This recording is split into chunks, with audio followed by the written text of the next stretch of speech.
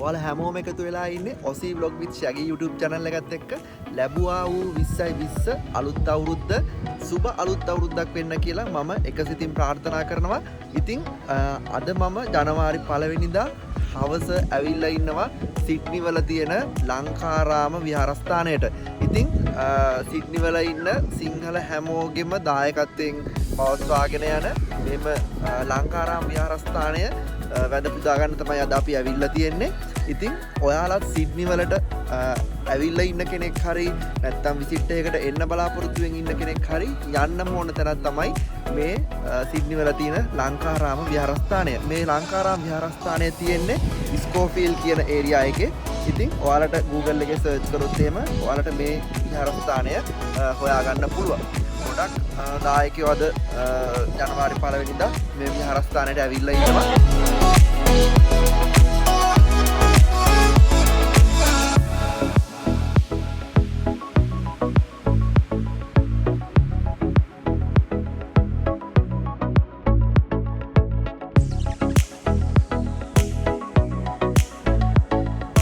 ඉතින් ලංකාව වගේ රටකින් ඈතකට ඇවිල්ලා ඕස්ට්‍රේලියාව වගේ සංස්කෘතියෙන් බැහැර වෙච්ච රටකට ඇවිල්ලා නමුත් තමන්ගේ සිංහලකම තමන්ගේ ආගම අමතක කරන්නේ නැතුව ජනවාරි 1 වෙනිදා වගේ අවුරුද්ද පටන් ගන්න දවසක මේ වගේ විහාරස්ථානයකට ඇවිල්ලා වැඳ පුදා ගන්න මේ සිඩ්නි වල ඉන්න සිංහල මිනිස්සු අමතක කරලා නැහැ. ඉතින් අපි අතුලට ගිහිල්ලා බලමු.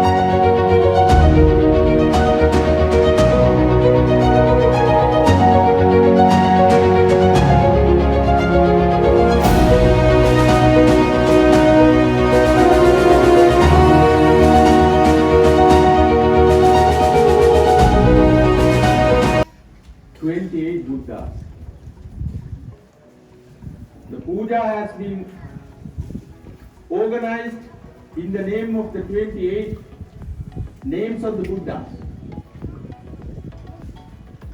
We offer puja the pujaniya, respect and pay homage for those who are respectful,